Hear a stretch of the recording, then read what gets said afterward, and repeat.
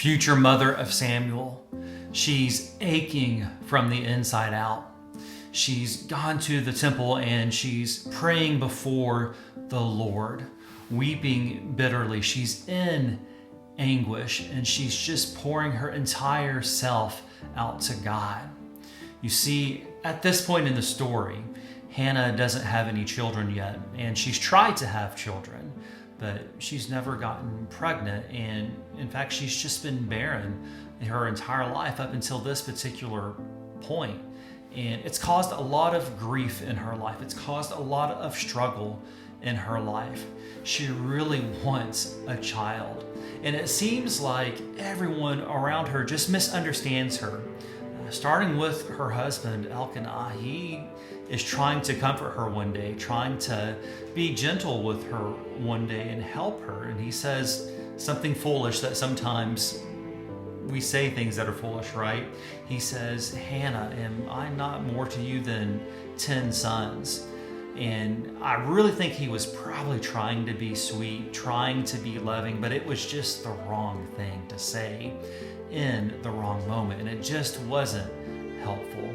And Hannah even struggled against her own family members. There were family members who were content with just seeing Hannah cursed.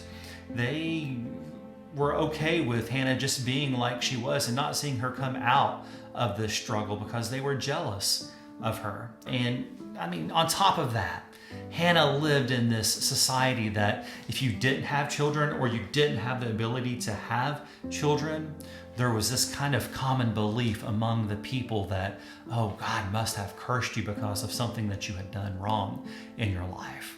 And that wasn't the case at all with Hannah. She hadn't conceived a child yet. So she's in the temple, and as if things couldn't get any more worse, as if things couldn't be more set against her, the priest Eli sees her praying, and Hannah is praying with her lips. She's not praying out loud, and she is weeping. She is crying. She's crying her heart out to God because of the struggle. And Eli says, "Woman, why are you drunk on the communion wine?"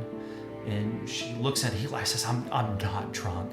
I'm bearing my heart out to God. And Hannah was willing to pray to God, to reach out to God, even in her anguish and even in her resentment. She was willing to step into that and pray to God and ask God for a child.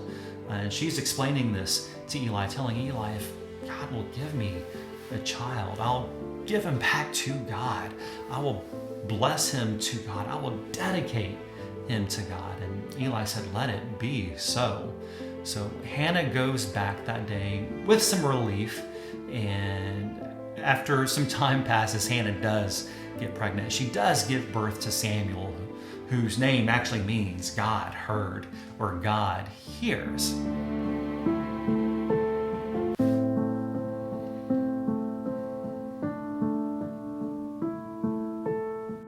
So God steps into the struggle, steps into the situation.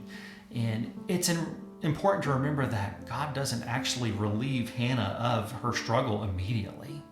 God doesn't just snap God's fingers and watch the struggle disappear in an instant.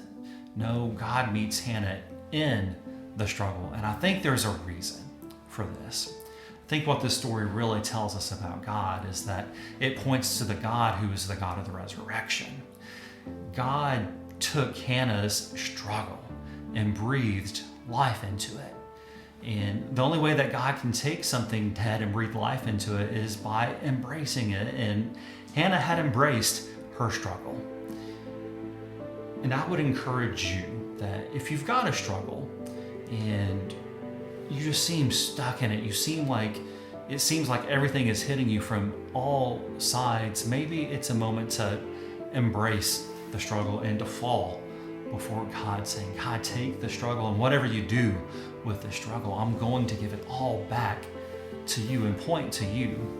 The one thing we know about Hannah and how she perceived God out of the story, which is something all of us should take away, is that Hannah believed it wasn't by her might or another human's might or another human's strength that her struggle would be resolved. It would only be resolved with God. And it's my hope and prayer that if you do have that kind of struggle in your life, that if you need to stop relying on yourself to try to fix it, or you need to stop relying on others to fix it, if you do need God to intervene for you, to breathe a new life into you despite the struggle, it's my hope and prayer that you'd be able to turn that over to God.